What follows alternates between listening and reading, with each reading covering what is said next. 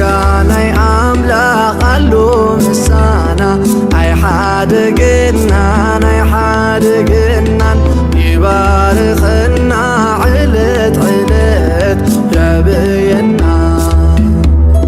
ጸጋናይ አምላኽ አሉ ምሳና አይገድፍናን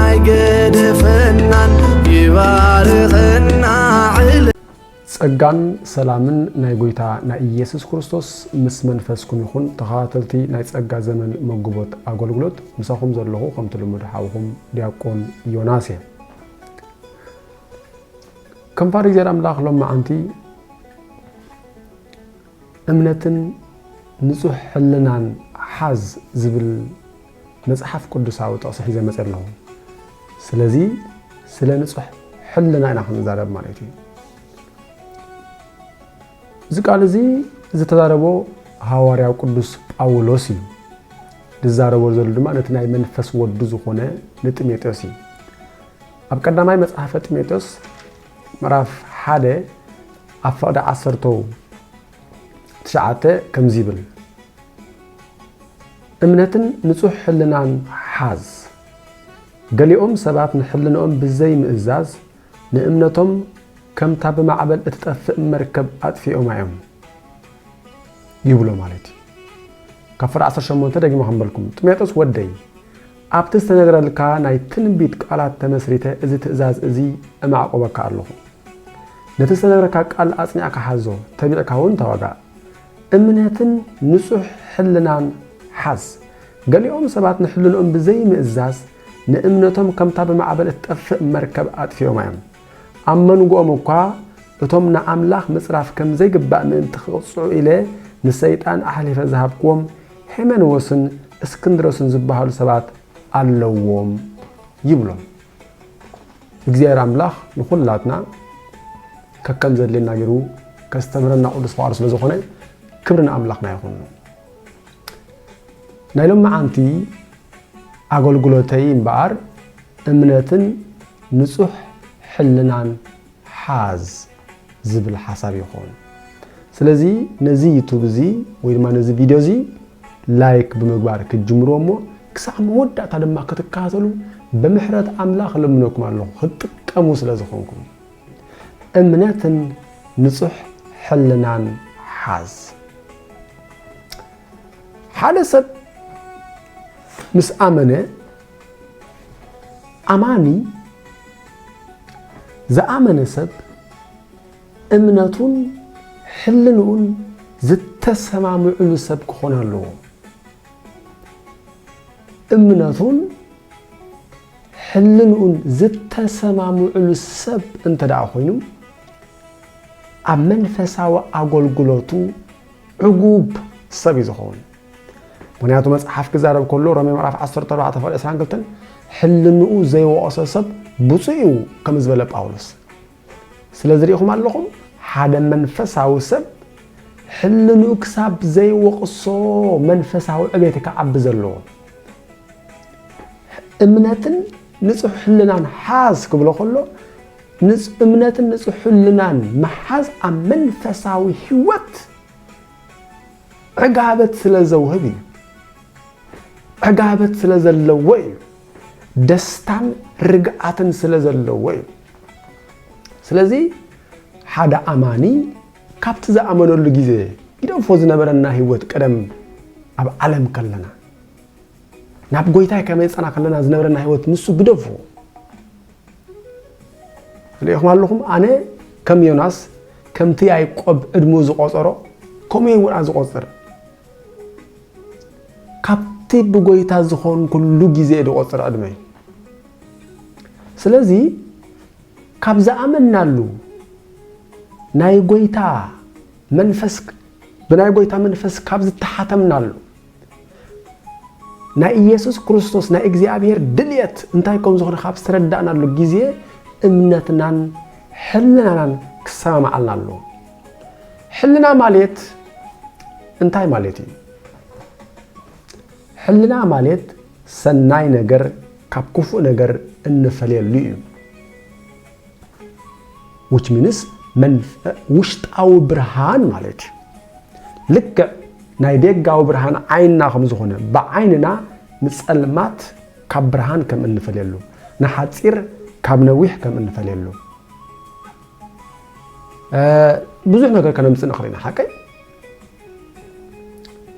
ንማይ ካብ ዕንጨይቲ ከም እንፈልየሉ ንሰብ ካብ እንስሳ ከም እንፈልየሉ ክንከይድ ከም እንኽእለሉ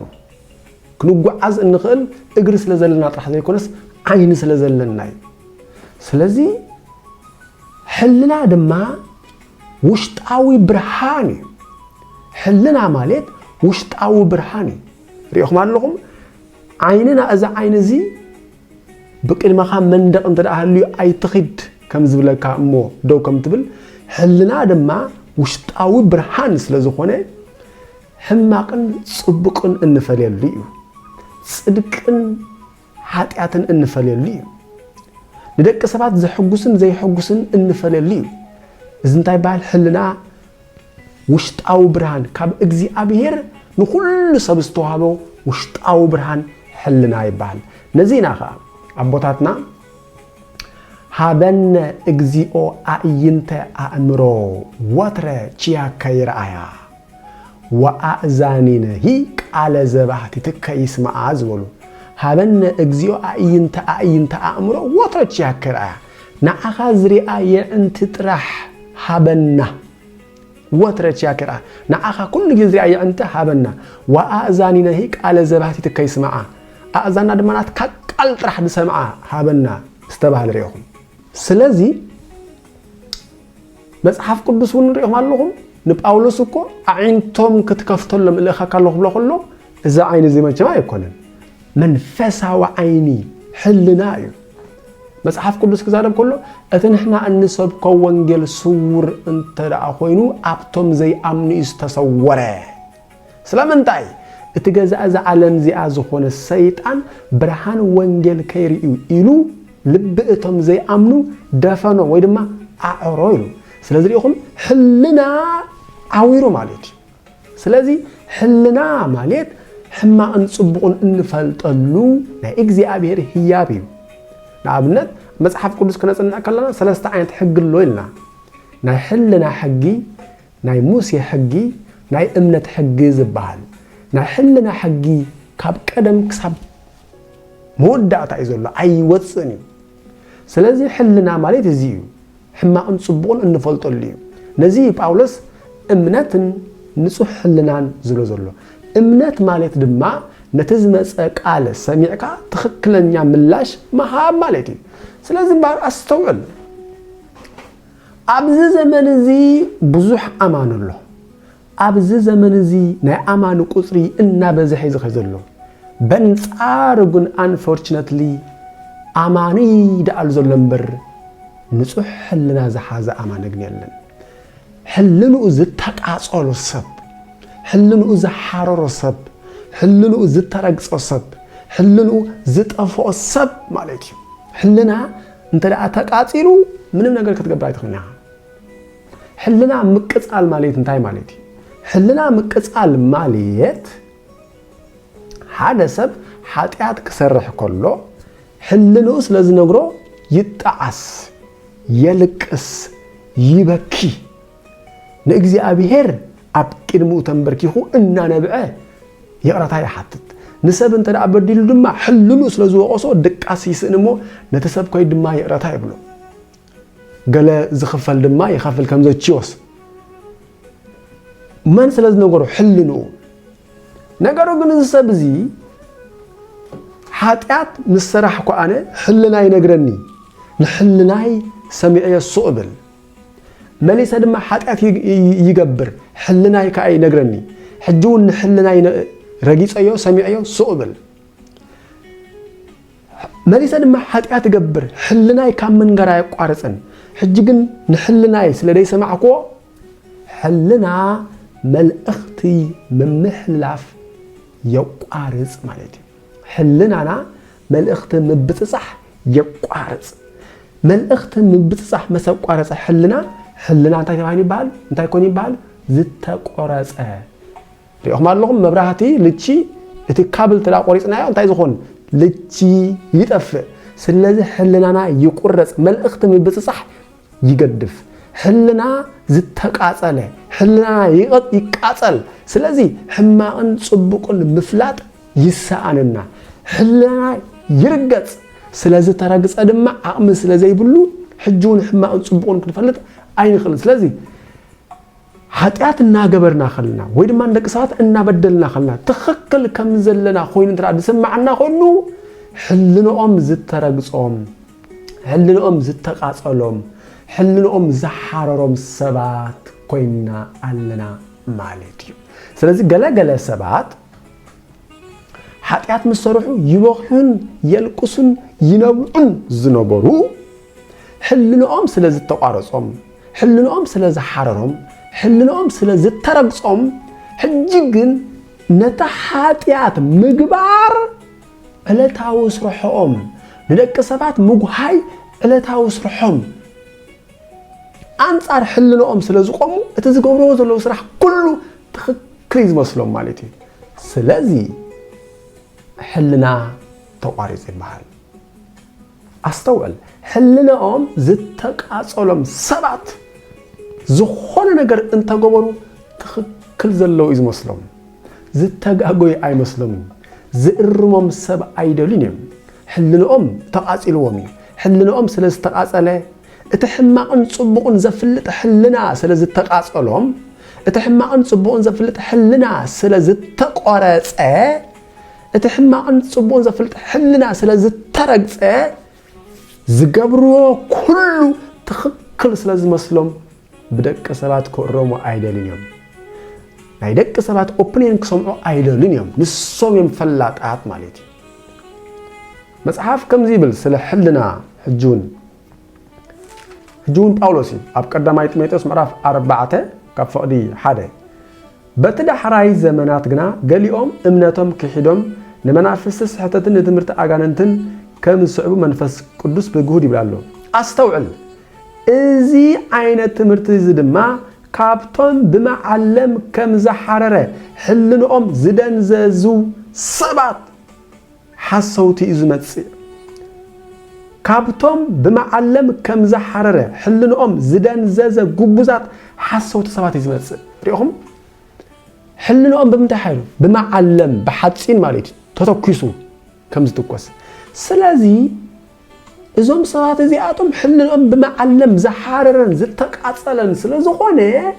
አንጻር መጽሐፍ ቅዱሶም ዝቆሙ ወይ ድማ አንጻር ትክክል ነገር እዮም ዝቆሙ ጳውሎስ ግን ንጢሞቴዎስ እንታይ ኢልዎ እምነትን ንጹህ ሕልናን ሓዝ ኢሎም ነሮማ ምናልባት እዞም ተመሳሳለ ጾታዊ ርክብ ዝድግፉ ሰባት ሕልኖኦም ዝተቃጸሎም ሰባት እዮም ሕልኖኦም ዝተወስዶም ሰባት እዮም ሕልና ኣለዎም እኮ ብዘይ ሕልና ዝተወለደ ሰብ የለን እግዚአብሔር አምላክ አይመቃቀለን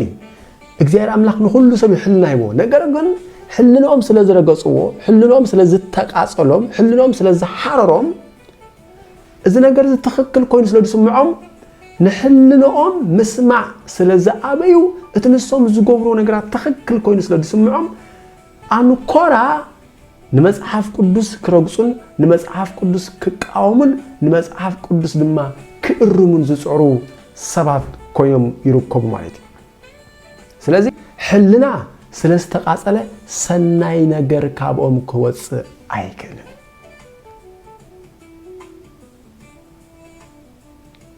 ነዚህና ንሕና ሕጂ እምነትን ንጹህ ሕልናን ንሓዝ ንብል ዘለና ምናልባት እዞም ተመሳሳሊ ጾታዊ ርክብ ወይ ድማ ተመሳሳሊ ሓዳር ክግበር ሰብኣይን ሰበይትን ቅቡል ይዝብሉ ሰባት ሕልኖኦም ስለዝደንዘዘ ነዚ ናይ ሰብኣይን መርዓ ቃል ኪዳን እዮም ዝብሉ ሓቂ አንጻር መጽሐፍ ቅዱስ እዩ ጳውሎስ ግን ከምዚ ክብል ተዛሪቡሎ ሮሜ ምዕራፍ 1 ካብ ፍቅዲ 26 ከምዚ ይብል በዚ ምክንያት እዚ ከዓ አምላኽ ንዘነውር ፍትወት አሕሊፋ ሃቦም ደቂ አንስቲኦም ከይተረፋ ነቲ ባህርያዊ ግብሪ ስጋ ናብ ዘይ ባህርያዊ ለወጠኦ ሰብኡት ውን ከምኡ ነቲ ምስጓል አንስተይቲ ዝፍጸም ባህርያዊ ግብሪ ስጋ ሓዲጎም أبنا حد حدم بتمنيتهم نددو سبوت أب سبوت نوري جبرو نايت زجبرو صحتت جبوا مقصعاتي أب جزء رأسهم أورودو يبريخ أجريهم زم سواد زياتهم حلنا أم تقاصيليا ناي حلنا أسرح انتاي حما أنصبون من قاره حلنا تقاصيلو خا بين تفلتخل بولا حدا حلنا سلستقاصله زم سواد زياتهم حلنا ألبا كانوا زجوا أصلا زلوا نما يسمعونهم هجي كاله نجار استقاصرهم سلا زلوا مالتي سلازي نزي نجار زخن تنقمتان حلنا كنسمع علنا حلنانا كندامص علنا ጳውሎስ እንታይ ዝብሎ ንጢሞቴዎስ እምነትን ንጹህ ሕልናን ሓዝ ገሊኦም ሰባት ንሕልንኦም ብዘይ ምእዛዝ ሪኻ ገሊኦም ሰባት ንሕልንኦም ብዘይ ምእዛዝ ንእምነቶም ከምታ በማዕበል እትጠፍእ መርከብ ኣጥፊኦም እዮም ገሊኦም ሰባት ንሕልንኦም ብዘይ ምእዛዝ ንእምነቶም ከምታ በማዕበል እትጠፍእ መርከብ እንታይ ገረማዮም أطفئوا معهم سلزي ناي أمنات كلاسي حلنا أيو ناي أمنات كلاسي انتايو حلنا أيو مخنياتو قالي سبعات نأمناتهم كم تابع معبلة في مركب أطفئوا معهم نحلنا بزي مئزاز